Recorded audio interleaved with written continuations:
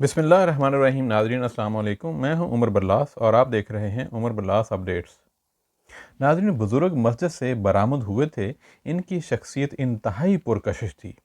چہرے کے دلکش نقش پہلی ہی نظر میں متاثر کرتے تھے۔ ان کی ذات وجاہت اور وقار کا حسین امتزاج تھی۔ وہ مسجد سے نکلنے والے بہت سے افراد میں سے سب سے ممتاز نظر آتے تھے۔ بزرگ کی سواری کا جانور واپس جا چکا تھا، اس لیے ایک صاحب نے اپنا جانور پیش کیا اور ادب اور حفاظت کے خیال سے جانور کی لگام تھام لی۔ بزرگ روانہ ہوئے تو ان کے بہت سے عقیدت مند ساتھ ساتھ چلنے لگے۔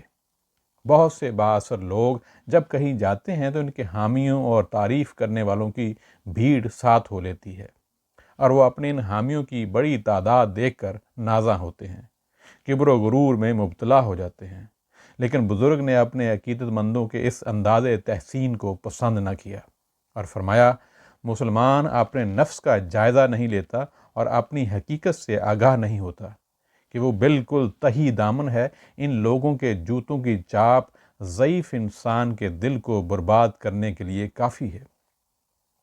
یہ بزرگ تھے مشہور فقیہ اور مفسر اور تصوف کے امام حضرت حسن بصری رحمۃ اللہ علیہ، جن کی ذات علم و عمل کے ایک ایسے درخشاں مینار کی طرح ہے جو تقریباً 14 صدیوں سے امت مسلمہ کو نیکی اور فلاح کا راستہ دکھا رہا ہے۔ صوفیاء کرام کے اس عظیم سردار کے حالات زندگی کا مطالعہ کریں تو تصوف سے متعلق پھیلی ہوئی بہت سی غلط فہمیاں آپ سے آپ رفع ہو جاتی ہیں۔ آپ رحمۃ اللہ علیہ کا نام حسن اور کنیت ابو سعید ہے۔ بعض مورخین نے آپ کی کنیت ابو علی اور ابو محمد بھی بیان کی ہے۔ بصرہ میں طویل عرصے تک قیام کے باعث بصری کہلاتے ہیں۔ آپ کے والد کا نام یسار البصری ہے۔ حضرت حسن بصری کی پیدائش کے بارے میں دو روایتیں ہیں۔ ایک یہ کہ آپ 21 ہجری 642 عیسوی میں مدینہ منورہ میں پیدا ہوئے۔ دوسری روایت کی روح سے آپ کا سن پیدائش تو وہی ہے جو پہلی روایت میں بیان کیا گیا، البتہ جائے پیدائش بصرہ بیان کی گئی ہے۔ آپ کے والدین غلام تھے، اس بارے میں بھی روایات کے درمیان اختلاف ہے۔ ایک روایت یہ ہے کہ جب مسلمانوں نے عراق کا شہر میسان فتح کیا تو بہت سے لوگوں کو قیدی بنا لیا تھا۔ ان قیدیوں میں آپ کے والد یسار بھی تھے، جن کا اصلی نام پیروز تھا۔ انہیں مدینہ منورہ لایا گیا، جہاں صحابی رسول اللہ حضرت انس بن مالک رضی اللہ تعالیٰ عنہ کی پھپھی حضرت ربیع بنت نصر نے یسار کو خرید کر آزاد کر دیا۔ دوسری روایت میں صرف اس قدر اختلاف کیا گیا ہے کہ حضرت حسن بصری کے والد حضرت زید بن ثابت کے غلام تھے اور ان کی والدہ محترمہ خیرہ ام المومنین حضرت ام سلمہ رضی اللہ تعالیٰ عنہ کی آزاد کردہ کنیز تھیں۔ حضرت یسار نے خیرہ سے شادی کر لی تھی۔ مورخین نے آخری روایت کو زیادہ مستند مانا ہے۔ حضرت خیرہ مختلف کاموں میں مصروف رہتی تھیں۔ حسن بصری ابھی شیر خوار تھے، ماں کو قریب نہ پا کر رونے لگتے تھے۔ ایسے وقت میں حضرت ام سلمہ رضی اللہ تعالیٰ عنہ انہیں گود میں لے لیا کرتی تھیں۔ حضرت حسن بصری اس لحاظ سے بڑے خوش قسمت ہیں کہ ان کی پیدائش ایسے وقت میں ہوئی جب عظیم المرتبہ صحابہ کرام کی بڑی تعداد بقید حیات تھی۔ یہ حضرت عمر فاروق رضی اللہ تعالیٰ عنہ کی خلافت کا آخری زمانہ تھا۔ آپ کی پیدائش خلافت عمر کے اختتام سے 2 سال قبل ہوئی۔ جیسے کہ پہلے عرض کیا گیا ہے کہ حضرت حسن بصری کو ام المومنین حضرت ام سلمہ رضی اللہ عنہا کی شفقت بری آغوش میسر آئی تھی۔ یہ ایک بہت بڑا اعزاز تھا اور بڑی نعمت تھی۔ اس سے بڑھ کر حضرت حسن بصری کو یہ شرف بھی حاصل ہوا کہ آپ کو اپنے بچپن میں نبی کریم صلی اللہ علیہ وآلہ وسلم کی دیگر ازواج مطہرات کے گھروں میں آنے جانے کا بھی بارہا موقع ملا۔ آپ رحمۃ اللہ علیہ خود فرماتے ہیں کہ حضرت عثمان غنی رضی اللہ تعالیٰ عنہ کے دور خلافت تک جب کہ میری عمر 14 سال تھی، میں امہات المومنین کے گھروں میں آتا جاتا رہتا تھا۔ ان کے علم سے استفادہ کرنے اور ان کی پاکیزہ سیرتوں سے معرفت کی روشنی کے حصول کا بھی موقع ملا۔ علامہ ابن کثیر کے مطابق آپ کی والدہ آپ کو صحابہ کرام کے پاس بھیجا کرتی تھیں۔ حضرت عمر آپ کو دیکھ کر دعا فرماتے، اے اللہ اسے اپنے دین کی سمجھ عطا فرما اور اسے لوگوں کا محبوب بنا دے۔ اللہ تعالیٰ نے حضرت عمر رضی اللہ تعالیٰ عنہ کی یہ دعا قبول فرمائی۔ حضرت حسن بصری رحمۃ اللہ علیہ کی خوش نصیبی تھی کہ آخری 2 خلفائے راشدین کے دور میں اسلامی قوانین اور اسلام کے نفاذ سے متعلق جو اہم فیصلے اور مباحث ہوئے وہ بھی آپ کے علم میں آئے۔ حضرت حسن بصری رحمۃ اللہ علیہ کو علم سے والہانہ لگاؤ تھا۔ جب ان کی عمر 12 برس کی ہوئی تو انہوں نے قرآن پاک حفظ کر لیا۔ اس کے ساتھ ساتھ وہ قرآن کریم میں غور و فکر بھی کرنے لگے۔ آپ کو کتاب اللہ کی مختلف آیات کا مفہوم سمجھنے اور ان میں چھپے ہوئے مطالب اور معانی کے موتیوں کو حاصل کرنے سے اس قدر دلچسپی تھی کہ حضرت ابو بکر الحنظلی کے مطابق حضرت حسن بصری رحمۃ اللہ علیہ جب تک ایک سورت کی تفسیر سے پوری طرح واقفیت حاصل نہ کر لیتے تھے اور جن حالات میں وہ سورت نازل ہوئی تھی ان کے بارے میں جان نہ لیتے تھے، اس وقت تک دوسری سورہ پر غور کرنا شروع نہ کرتے تھے۔ قرآن حکیم کو سمجھنے کی اس جستجو کے نتیجے میں حضرت حسن بصری رحمۃ اللہ علیہ کا شمار قرآن کریم کے بڑے علماء میں ہونے لگا اور وہ قرآن کی تفسیر کا درس دینے لگے۔ کتاب اللہ میں غور و فکر کرنے کے ساتھ ساتھ حضرت حسن بصری نے حدیث رسول پاک کا علم بھی حاصل کرنا شروع کر دیا۔ یہ آپ کی خوش قسمتی تھی کہ آپ کو جید صحابہ کرام سے استفادہ کے مواقع میسر تھے۔ چنانچہ آپ نے حضرت عثمان غنی، حضرت علی مرتضیٰ، حضرت ابو موسیٰ اشعری، حضرت عبداللہ بن عمر، حضرت عبداللہ بن عباس، حضرت عبداللہ بن عمر بن عاص، حضرت انس بن مالک، حضرت جابر بن معاویہ، حضرت معقل بن یسار، حضرت ابی بکرہ، حضرت عمران بن حسین اور حضرت جندم جیسے عظیم اصحاب سے براہ راست احادیث رسول کریم سنی۔ یہ وہ لوگ تھے جن کی تربیت معلم اخلاق رسول اقدس محمد صلی اللہ علیہ وآلہ وسلم نے خود فرمائی تھی، اور ان اصحاب نے قرآن کریم کی عملی تفسیر رسول پاک صلی اللہ علیہ وآلہ وسلم کو اپنی آنکھوں سے دیکھا تھا۔ آپ صلی اللہ علیہ وسلم کے انداز نشست و برخاست، آپ کی عادات و اخلاق کو خود دیکھ کر اسی کے مطابق خود کو ڈھالنے کی کوشش کی تھی۔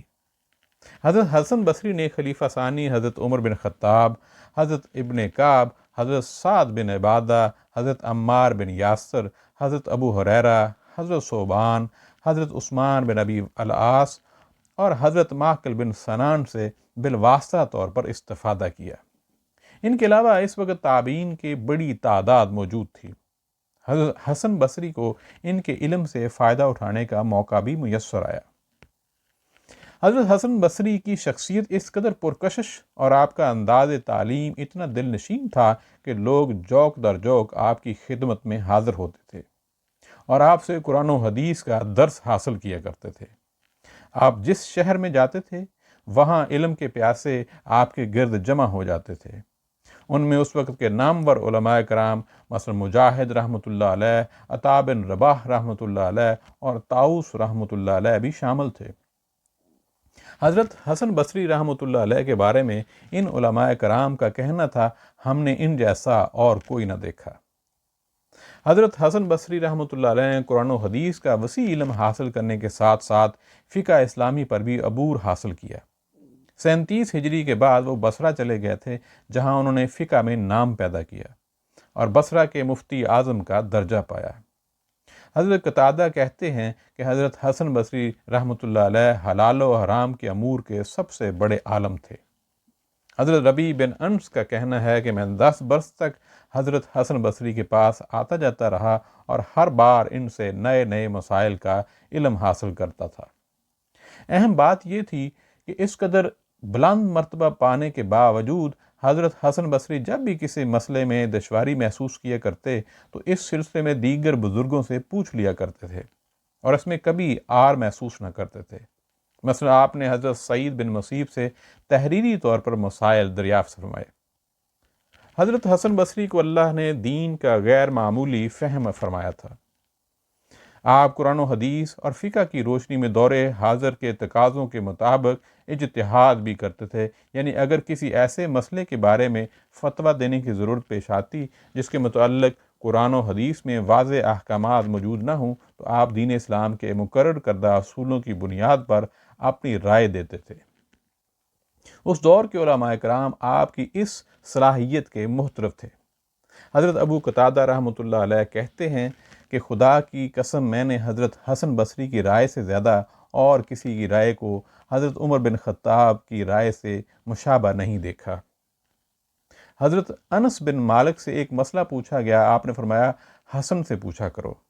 لوگوں نے کہا ہم آپ سے پوچھتے ہیں، فرمایا ہم نے بھی حدیثیں سنی اور حسن نے بھی، ہم بھول گئے اور انہیں یاد رہیں۔ حضرت حسن بصری رحمۃ اللہ علیہ کی شخصیت کا ایک اور پہلو زبان و ادب کے حوالے سے ہے۔ آپ عربی ادب کے بہت بڑے ماہر تھے اور آپ کی فصاحتوں اور بلاغت مسلم تھی۔ آپ کے جو ارشادات محفوظ کر لیے گئے، انہیں ابتدائی عربی نثر کے بہترین نمونوں میں سے ایک قرار دیا گیا ہے۔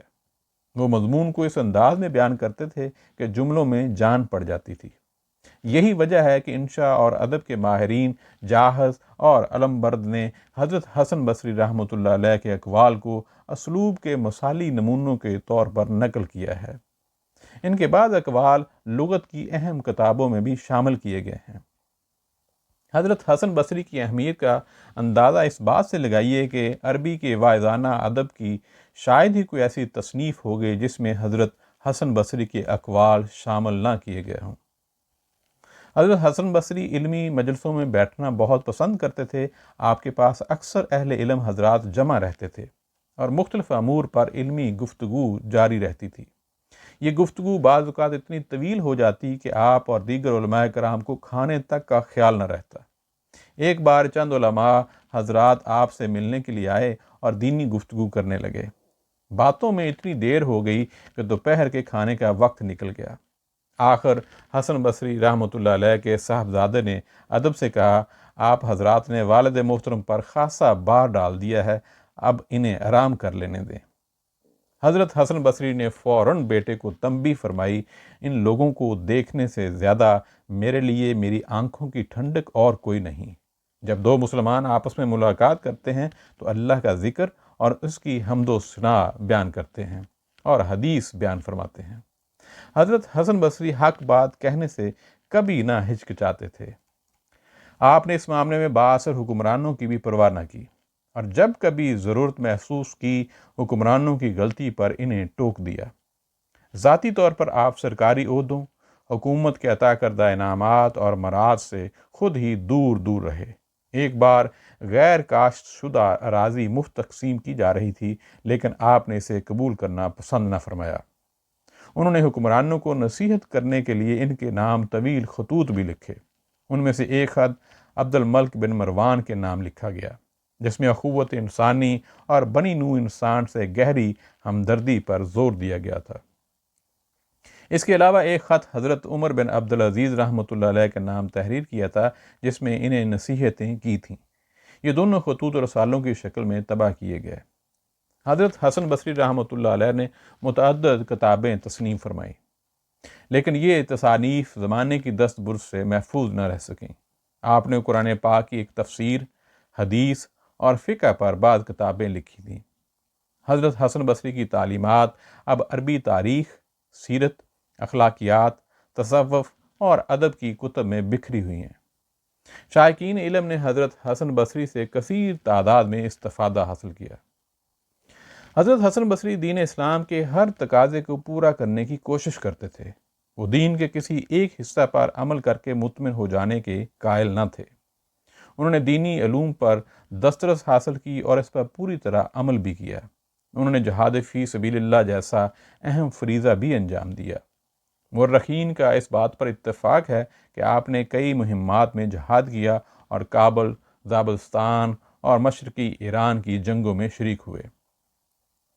حضرت حسن بصری رحمۃ اللہ علیہ اپنے تمام اعمال اور افعال میں رسول اللہ صلی اللہ علیہ وسلم کی پیروی کرنے کی کوشش کرتے تھے۔ یہی وجہ ہے کہ لوگ آپ کو اصحاب رسول سے مشابہ قرار دیتے تھے۔ امام شاہبی رحمۃ اللہ علیہ سے ان کے صاحبزادے نے ایک بار پوچھا، ابا جان، میں دیکھتا ہوں آپ جتنا ادب اور جیسا برتاؤ حسن بصری رحمۃ اللہ علیہ سے کرتے ہیں، ویسا اور سے کسی سے نہیں کرتے۔ امام شاہبی رحمۃ اللہ نے جواب دیا، بیٹا، میں نے رسول اکرم صلی اللہ علیہ وآلہ وسلم کے 70 صحابہ کرام کو دیکھا ہے اور حضرت حسن بصری سے زیادہ کسی کو ان سے مشابہ نہیں پایا۔ حضرت حسن بصری حد درجہ عبادت گزار، خدا ترس اور باعمل عالم دین تھے۔ ابو بکر حضلی رحمۃ اللہ علیہ کہتے ہیں کہ وہ دوسروں کو ایسا کوئی کام کرنے کی ہدایت نہ کرتے تھے جو وہ خود نہ کرتے ہوں، اور کسی ایسے کام سے منع نہ فرماتے تھے جو وہ خود کرتے ہوں۔ آپ فرماتے تھے فقیہ وہ ہوتا ہے جو زاہد و متقی ہو، اپنے سے کم رتبے والے کا مذاق نہ اڑاتا ہو، اور اللہ نے اسے جو علم عطا کیا ہے اس سے دنیا کے فائدے حاصل نہ کرتا ہو۔ حضرت حسن بصری کے نزدیک زہد کا مطلب یہ نہیں کہ محض زبانی دعوے کر لیے جائیں اور ظاہری وضع قطع درویشوں کی سی بنا لی جائے۔ آپ کے نزدیک اصل چیز اخلاص سے کیا گیا عمل ہے۔ یہی وجہ ہے کہ آپ لوگوں کو متنبہ کرتے رہتے تھے کہ ہمارے حلقے میں بہت سے لوگ بیٹھتے ہیں لیکن ان کی غرض دنیا سے ہوتی ہے۔ ایک بار آپ کے سامنے ان لوگوں کا تذکرہ کیا گیا جو درویشوں کی طرح کمبل اوڑے رکھنا کی عادت اپنائے ہوئے تھے۔ آپ نے فرمایا یہ لوگ دل کی گہرائیوں میں غرور کے بت چھپائے ہوئے ہیں اور ظاہری لباس سے تواضع اور فروتنی یعنی عاجزی اور مسکینی ظاہر کرتے ہیں۔ بخدا یہ اپنی گلیم پوشی میں بیش قیمت ردا پوشوں یعنی قیمتی چادر اوڑھنے والوں سے زیادہ مغرور ہیں۔ حضرت حسن بصری اسی نظریہ پر عمل کرتے تھے اور اسی لیے آپ ہمیشہ سادہ اور درویشانہ لباس زیب تن نہیں کرتے تھے، بلکہ کبھی کبھی عمدہ اور قیمتی لباس بھی پہن لیا کرتے تھے۔ ایک بار آپ نے ایک اچھی قسم کا یمنی جبہ اور چادر اوڑھ لی۔ گھر سے باہر نکلے تو ایک صاحب نے تعجب کا اظہار کیا۔ آپ نے جواب دیا تمہیں علم نہیں کہ دوزخ میں جانے والوں کا ایک بڑا حصہ گلیم پوشوں یعنی کہ کمبل اوڑھنے والوں یعنی ظاہری طور پر درویش بن جانے والوں میں سے ہوگا۔ آپ کا یہ انداز فکر آپ کے اخلاص اور عمل پسندی کا ثبوت ہے۔ آپ کا ایمان تھا کہ انسان اپنے لباس اور طرز بود و باش سے چاہے کتنا ہی عبادت گزار اور متقی نظر آئے، اگر اس کے دل میں خلوص نہیں ہے اور وہ اللہ اور اس کے رسول صلی اللہ علیہ وسلم کے احکامات پر عمل نہیں کرتا تو اس کی یہ ظاہری وضع قطع اسے اللہ کے غضب سے محفوظ نہ رکھ سکے گی اور اسے آخرت میں کوئی فائدہ نہیں پہنچا سکے گی۔ یہی وجہ ہے کہ آپ مشہور مقامات کے عمدہ کپڑے سلوا کر وقتاً فوقتاً زیب تن کرتے رہتے تھے، ہمیشہ پورے لباس یعنی جبہ، چادر اور امامہ کا اہتمام کرتے۔ امامہ پہنے بغیر گھر سے کبھی باہر نہ نکلتے تھے۔ حضرت حسن بصری رحمۃ اللہ علیہ جواہرات اور موتیوں کی تجارت کر کے روزی کماتے تھے، لیکن آپ کا دل مال جمع کرنے کی حرص سے پاک تھا، حتیٰ کہ آپ نے اپنی بیٹی کی شادی ایک ایسے شخص سے کرنے سے انکار کر دیا جو بے حد دولت مند تھا اور محض اپنی دولت کی وجہ سے مشہور تھا۔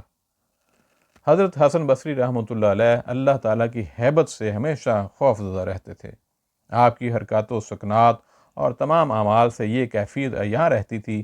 آپ جب بھی قرآن کریم کی تلاوت فرماتے تو کئی آیات پڑھ کر آنکھوں سے آنسوؤں کی جھڑی لگ جاتی۔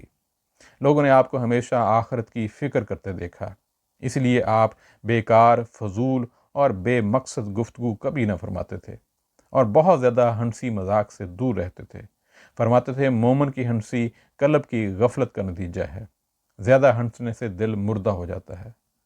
آپ رحمۃ اللہ علیہ اکثر دعا فرماتے تھے اے اللہ شرک، غرور، نفاق، ریا، فریب، شہرت طلب کرنے اور اپنے دین میں شک و شبہ سے ہمارے دلوں کو محفوظ رکھنا۔ آپ کو اس بات کا بخوبی احساس تھا کہ اگر کسی انسان کے سامنے اس کی تعریف کر دی جائے تو اس کا نفس مغرور ہو جاتا ہے اور اس کے گمراہ ہو جانے کا اندیشہ ہوتا ہے، اسی لیے جب بھی کوئی فرد آپ کی تعریف کرتا تھا تو آپ اس پر ناپسندیدگی کا اظہار فرماتے تھے۔ البتہ لوگ آپ کے لیے دعا کرتے تو آپ اس سے خوش ہوتے تھے۔ یہی وجہ ہے کہ آپ اپنی نفل عبادات کے معاملے میں کوشش کرتے تھے کہ دوسروں کو ان کا علم نہ ہونے پائے۔ یہ بالکل صحیح اسلامی روش ہے اور دین اسلام کی تعلیم بھی یہی ہے۔ مشہور عرب مصنف ابن ابی الدنیا کے مطابق حضرت حسن بصری نے 20 سال تک اس طرح عبادت کی کہ پڑوسیوں تک کو اس کا علم نہ ہو سکا۔ عالم اسلام کے اس عظیم بزرگ کا انتقال رجب 110 ہجری اکتوبر 728 عیسوی میں جمعہ کی شب بصرہ میں ہوا۔ نماز جمعہ کے بعد آپ کی نماز جنازہ ادا کی گئی اور ہزاروں غمزدہ نفوس کی موجودگی میں آپ کو بصرہ ہی میں سپرد خاک کر دیا گیا۔ انا للہ و انا الیہ راجعون۔ ناظرین آج اتنا ہی، انشاءاللہ پھر کسی اور دن کسی اور ٹاپک کے ساتھ حاضر ہوں گے۔ اپنا خیال رکھیے گا۔ السلام علیکم۔